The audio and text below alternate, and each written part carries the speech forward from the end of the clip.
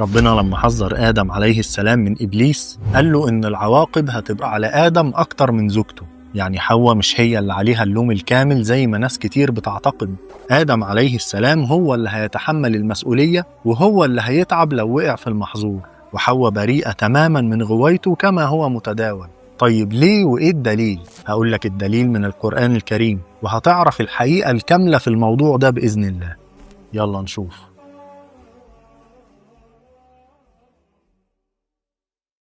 ربنا قال في سورة طه: أعوذ بالله من الشيطان الرجيم، فقلنا يا آدم إن هذا عدو لك ولزوجك فلا يخرجنكما من الجنة فتشقى. في هنا سؤالين: ليه ربنا بيخاطب آدم لوحده؟ وليه قال إن هو اللي هيشقى؟ ما جابش سيرة حواء في الشقاء؟ يعني مش كان ممكن يقول فلا يخرجنكما من الجنة فتشقيا؟ صح، لكن ربنا خاطب آدم لأن هو المكلف الأول، إذن هو المسؤول. تاني حاجة، بما إنه هو المسؤول فهو اللي يشيل العواقب، يعني لو خرج من الجنة هو اللي هيضطر يشتغل ويشقى عشان يوفر لزوجته الأكل والشرب والمسكن وغيرهم. ليه؟ لأن هو من ساعة ما وعى على الحياة عرف اللي حصل من إبليس، مرضيش يسجد وتكبر وتوعد وكده، وبعدين ربنا طرده إلى آخر القصة. حواء ما شافتش أي حاجة من الكلام ده، هي عرفت لما اتخلقت بعدين. إذن الشاهد نفسه اللي حصل الحدث ده علشانه هو آدم، فأصبح هو المخاطب والمسؤول وزوجته تابعة ليه. طيب هل حواء هي اللي أكلت من الشجرة وخلت آدم يأكل منها؟ الكلام ده متداول لكن مفيش أي دليل عليه. لو جيت تدور في القرآن والسنة مش هتلاقي أي حاجة بتقول كده، بل هتلاقي إن الشيطان وسوس لآدم، مش حواء هي اللي اقترحت عليه. شوف كده: فوسوس إليه الشيطان قال يا آدم هل أدلك على شجرة الخلد وملك لا يبلى. يعني الفكرة اتزرعت في عقل مين؟ آدم عليه السلام، وواضح إنه اقتنع، فلما اقتنع نفذ هو وزوجته. شوف الآية اللي بعدها: فأكلا منها فبدت لهما سوآتهما وطفقا يخصفان عليهما من ورق الجنة وعصى آدم ربه فغوى. مين اللي عصى وغوى؟ آدم عليه السلام. وفي آية كمان بتقول: ولقد عهدنا إلى آدم من قبل فنسي ولم نجد له عزما. يعني اللي عصى ونسي وما كانش عنده عزم هو آدم عليه السلام، ومفيش أي ذكر لزوجته تماما إن هي السبب أو حتى شاركت في الإغواء. طيب اللي حصل بعد كده إن آدم عليه السلام نزل للأرض هو وزوجته، وأصبح هو المكلف وهو اللي عنده القوامة. طيب هل دي حاجة حلوة مكافأة يعني؟ لا. ليه لا؟ لأن معنى القوامة مختلف تماما عن اللي بعض الناس فاكراه. القوامة هي التكليف وتحمل المسؤولية. هضرب لك مثل صغير يوصل لك المعنى بسهولة. لو في اتنين تايهين مع بعض في غابة مثلا، واحد صياد قوي وواحد عادي ضعيف، الضعيف لازم يسمع كلام القوي لأن القوي هو اللي هيقدر يعمل الحاجات الصعبة، وهو اللي فاهم طبيعة التعامل مع البيئة دي أكتر. يصطاد مثلا ويشيل حاجات تقيلة ويعمل كل ما هو لازم عشان يحافظ على نفسه وعلى اللي معاه، فده كده اسمه قائم على الشيء. بالتعبير البلدي هو اللي في وش المدفع، فواجب على الشخص التاني إنه يطيعه ويقدر مجهوده. وفي نفس الوقت الصياد ما ينفعش يستغل الطاعة دي في أمور تظلم التاني. هو صحيح مطاع عشان هو المسؤول، لكن مش خارج الإطار ده. يعني ما يجيش مثلا يقول له حاجة ممكن تهلكه ويقول له نفذ وخلاص، لازم يبقى فيه ثقة وفهم للأمور.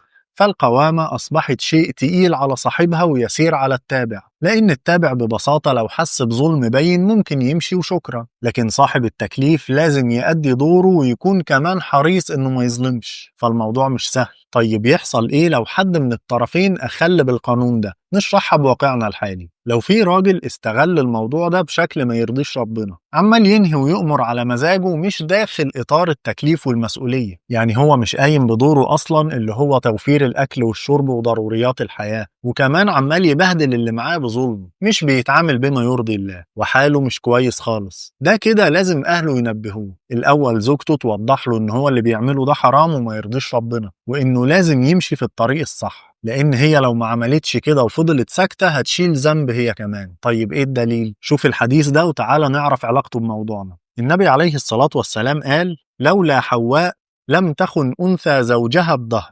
يعني إيه؟ حواء لما شافت آدم عليه السلام مقبل على المعصية ما نبهتوش، سابته يرتكبها، بل وشاركته فيها وأكلت هي كمان. فالشاهد من الحديث ده إن عدم التنبيه في حد ذاته معصية، وفي واقعنا كذلك لو الزوجة ما نبهتش زوجها على تحري الحلال والحرام وطاعة ربنا تأثم، ولو ما فيش فايدة منه تماما ليها الحق إن هي تسيبه ساعتها. والعكس صحيح، لو راجل لقى زوجته حاطة نفسها في موضع المسؤولية اللي هو مش مقصر فيه وسطر عليها دي، لقاها بتزحمه في أمر ربنا اللي وضع القانون بتاعه، عايزة مثلا تشتغل وتسيب مسؤوليات البيت بدون داعي، أو مش بتطيعه في حاجة وبتدخل معاه في عنده وكبر وما إلى ذلك مع إنه مش مقصر تاني، ساعتها لازم ينبهها للي ربنا أمر بيه ويحاول يقومها لطاعة ربنا. بيستخدم القوامة هنا لتصحيح المسار في الخير، ولو ما فيش فايدة منها خالص بيسيبها وهو ضميره مرتاح. في حد ممكن يفكر دلوقتي في مسألة الشغل، صح؟ يعني شغل الزوجة موقفه إيه هنا؟ هفصل لك الموضوع واحدة واحدة. الأصل في عمل الزوجة حلال، مفيش عندنا نص بيحرم ده، بل في نصوص بتؤكد إن السيدة خديجة مثلا كانت صاحبة عمل وكانت بتدير تجارة عادي جدا، فالأصل إباحة العمل لكن بشروط وضوابط.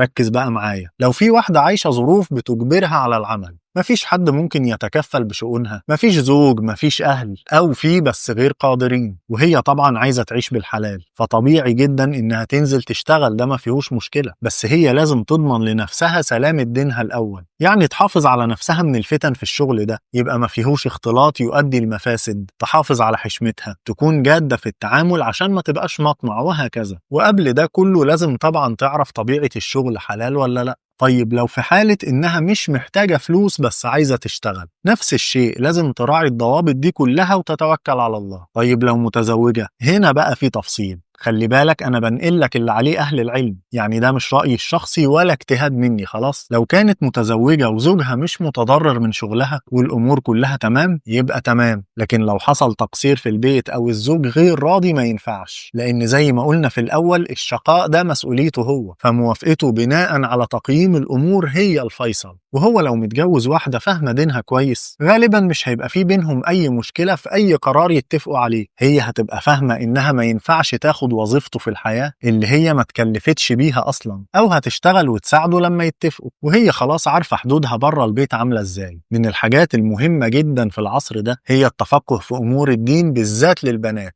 ليه؟ لأن في محاولات كتير كلنا عارفينها بتهدف لهدم الحياة واستخدامهم لأغراض ما يعلم بيها إلا ربنا، وده كله تحت مسميات مختلفة زي الحقوق والحريات واللي قادرة وكل المشاريع دي. مع إنك لو ركزت في تطبيق الكلام ده هتلاقي انحرافات مبررة باسم المشروع نفسه، حاجات ما ترضيش ربنا. لو حرية مثلا هتلاقي ملهاش سقف، لو حقوق هتلاقي تكليف زيادة هي في غنى عنه، وهكذا. في حين إنها تقدر تكون حواء عايشة تحت مظلة حد بيوفر ليها اللي هي عايزاه بدون أي مجهود أو شقاء منها، وكمان لو ما عملش ده يأثم. فتخيل يبقى حد عنده التكريم ده كله ويمشي ورا دعوات هدفها نزع التكريم وزيادة التكليف. ربنا يحفظ بناتنا جميعا ويديم عليهم ستره، آمين. تنساش تصلي على سيدنا النبي وشوف باقي الفيديوهات، هتلاقي فيهم مواضيع كتير مهمة ومفيدة وهتنفعك إن شاء الله. سلام.